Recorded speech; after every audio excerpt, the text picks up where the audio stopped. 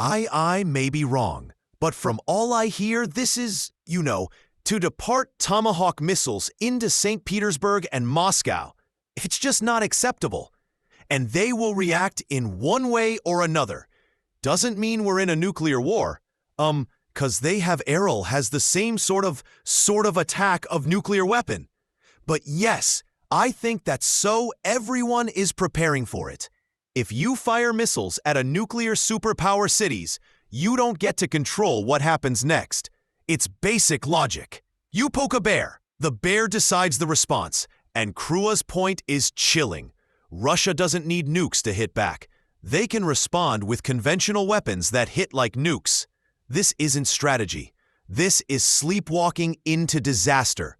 They haven't got they wanted in with Russia. They wanted the frozen conflict. The structure that would allow, them to claim it was a victory. And then the Europeans would dive in behind the Nepal River and start rearming, Ukraine for round 2 in a few years' time. Well, that's not going to happen because Trump, is told no. Here's the uncomfortable truth. They didn't want peace. They wanted a pause. Just enough to reload and restart the war later. A frozen conflict isn't diplomacy. It's a timeout with guns still on the table. But Russia didn't play along. And when round 2 needs consent from the other side, no ends the entire strategy. It was quite clear that he was starting to go down.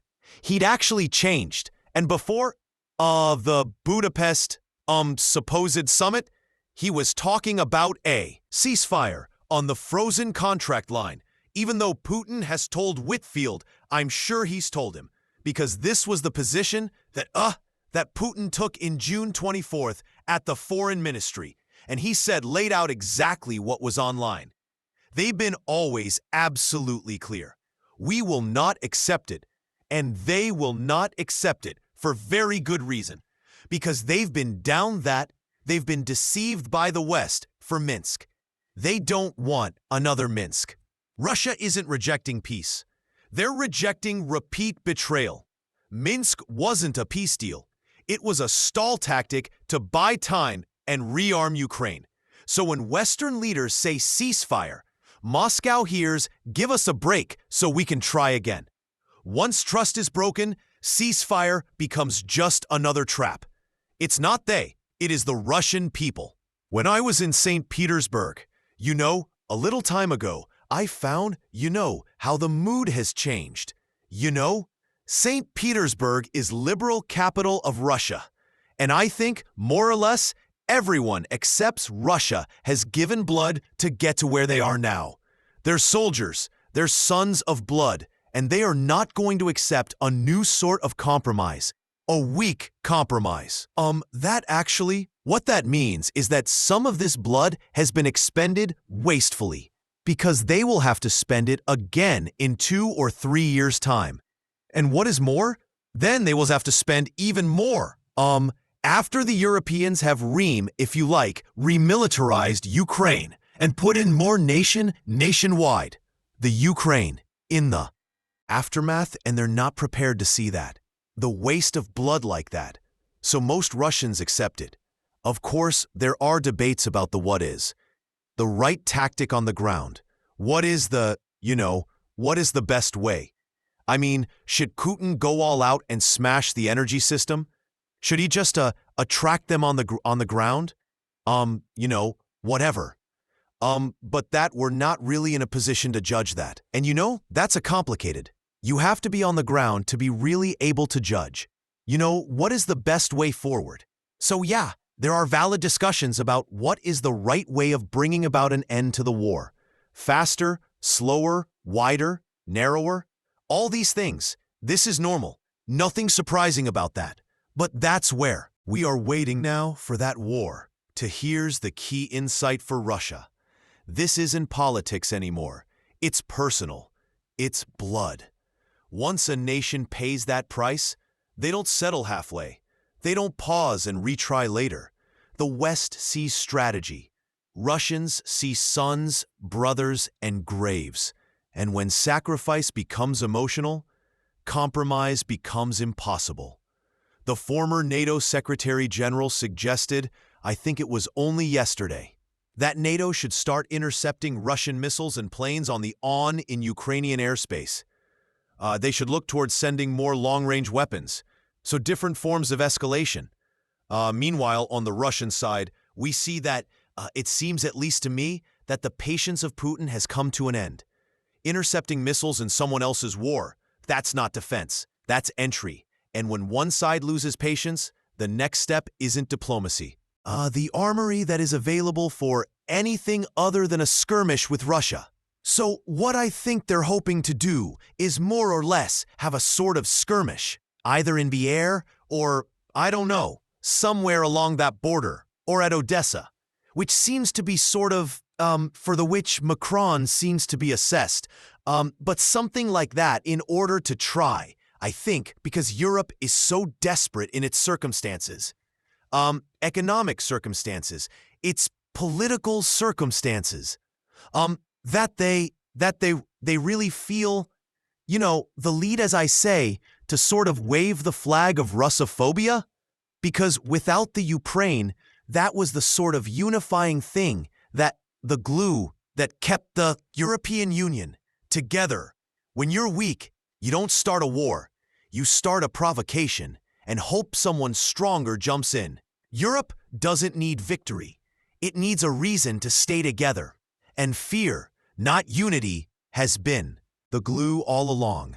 If the Ukraine issue is no longer an issue, you'll find this country, Italy and France, and the Mediterranean countries changing, I think, quite strongly in wanting to have a relationship with Russia.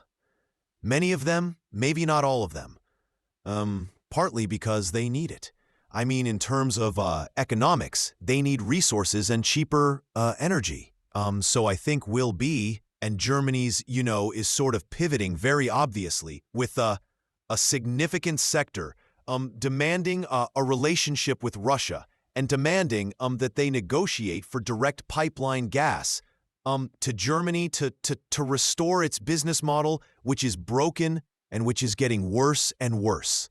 The recession in Germany is getting incrementally worse. So I think we have to sort of aim more for the high turban and for the talk and understand it as the sort of of more of a sort of cry of desperation that we've got to find something to keep this program together. We bet so much in Ukraine, put so much money in, and then to that end, made so many mistakes in our relationship with the United States, with China, economic mistakes, that now Europe, we are in a terrible fix.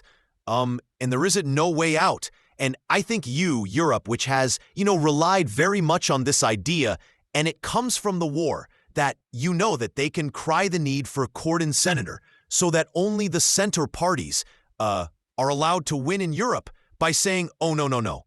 I mean, you remember, Hitler came in this way, and we can't allow this to have. We've got to keep all the right out and extreme left out of this and just have us in the middle of this. But young Europeans, don't remember at that end of the war. It's not something that's sort of at the front of their thinking anymore. Europe doesn't have a loyalty problem. It has a survival problem. Cheap energy beats ideology every single time. And when fear stops working, the narrative falls apart. And they are not, the Europeans talk about conscription. They talk about that here. Absolutely no wish to see, the young, cuffily. They come up in that way at all. I mean, you only have to look at Europe to see it's cuffily, not in the militant, frame of mind at all. So I think that, the Europe is trying to find some way of keeping itself together, of pulling all the pieces. But we should not. And I think, this is a trouble that some in Russia do. I think take the worst interpretation, and they talk about, but Germany's massively rearming, starting NOMI. That's what they say. Do you have the statistics? I don't. But I think we're talking about they're spending something like 35 billion. The 700 billion never seemed to materialize in debt instruments. It seemed to be, it just didn't lurk. And in any case, the one who's going, would the parliament would not accept to vote for that form of death. So do we have a sense of that? How real this talk of, remilitarization is?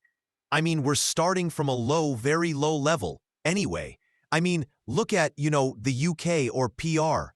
I mean, it's the very basics that have gone missing and all broken and are not there. How many men could we amass? Well, so I'm told by those nosses that specialize in this that Europe could put maybe 25, 35,000 men, at time on the front. I mean, that would cover a tiny part of such a large contact line. I mean, it's not, this is not sort of a serious amount. I mean, look how many America had mobilize. Nearly 1.5 million for Iraq. Or, these are figures we're miles away from what Europe can do. So I think, a little bit of this is possibly exaggerate. But nonetheless, I mean, we should take it with some concern and to take it seriously. Because they might still do something stupid and start a war with Russia. Europe talks like a superpower, but it fights like a committee. No troops, no weapons, no will. And that's the danger. Weak players make reckless moves even if that isn't really their full intent. Because they ... They're not going to be able, they'll lose a war after they start one with Russia. But, they want to keep the narrative up. They want to keep the sphere up. And so, all these announcements, we may be at war this year. We may be at war immediately. Con Lake, the attack. Britain has put up an emergency hospital, and France has done the same thing. I mean, it's Redolin of the Co. I mean, Operation Fear. Different in this case because it's, Russia. But the virus is Russia. And the sort of the fear of it and how we would all take precautions is rather similar. We call that as into a call in UK that is called not politics, which is a polite way of saying dioxthe. They don't need a real war. They just need fear of one. Because fear keeps people obedient. Russia is coming, replaces real solutions. No army, no resources, just panic as policy. And when fear stops working, the narrative.